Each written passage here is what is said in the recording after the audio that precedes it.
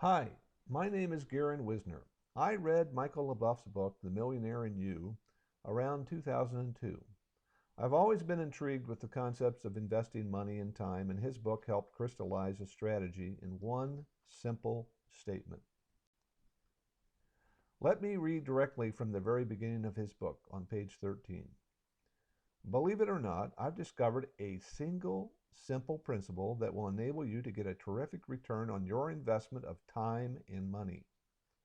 Like Albert Einstein's formula, E equal mc squared, it's simple but incredibly powerful. Here it is. Etch it in your brain. LeBouf's law. Invest your time actively and your money passively. Actively investing your time means deciding how your time will be spent, rather than spending it according to certain circumstances or the dictates of others. Begin by taking a look at your life, your dreams, what's most important to you, and what you want. Then resolve to spend your time doing what will get you from where you are to where you want to be in a way that's most satisfying to you.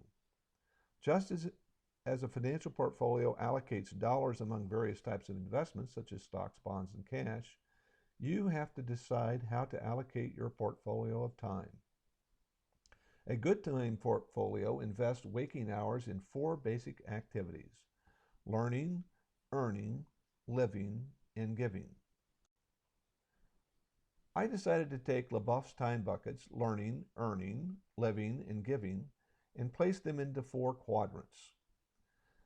Now take a moment and think about the time you spend and what those activities are, and place those somewhere in the four quadrants that come closest to matching the four areas: learning, earning, living, and giving. Of course, any particular activity could achieve all four results, but usually the core reason for the activity is related to just one of the four. The size of this circle represents the relative amount of time spent in that activity. This visualization helps to show you the relative priorities that you have in your life at this stage, and helps to demonstrate whether you are living the purposeful life that you intend. There's no right answer or school solution, just uniquely what you want to do with your lifetime, or the time in your life. I will turn 58 in a few weeks, and I began to reflect on my 5 decades of life using this visual. Instead of exact circles, I used clouds of time that show emphasis on where I focused my activities in those decades. This helped me think in a visual way about what I had done, and let me question what I might do in the next 3 decades of my life, where my emphasis would likely be. I began to think about this time visual also as paths in a journey. Why do we learn? I think God put curiosity and learning into our DNA. From the very beginning of birth, we need to learn to provide for our survival and take responsibility for our self-existence. We learn through mistakes what works and doesn't in the pursuit of happiness. If we are on the right path, we learn to live life responsibly, use our earnings wisely, and come to an understanding that it's not all about us. We begin to think about both time and money and how those assets can be properly implemented to both ourselves and others. Learning to give is the highest form of learning. And I think learning to give money can be challenging. After all, we have learned that we should take responsibility for ourselves and not be a burden on society.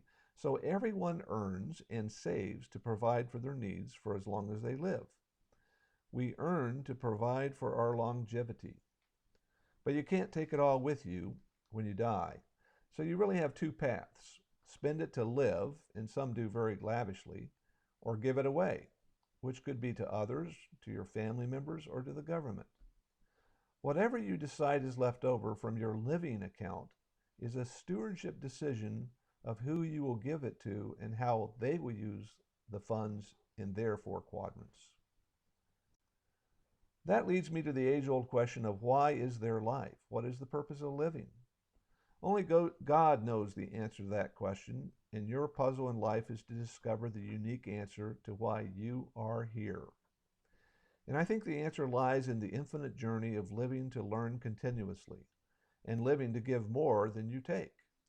So I think of your activities in this quadrant as kindling to new fires in the other quadrants of learning, earning, and giving.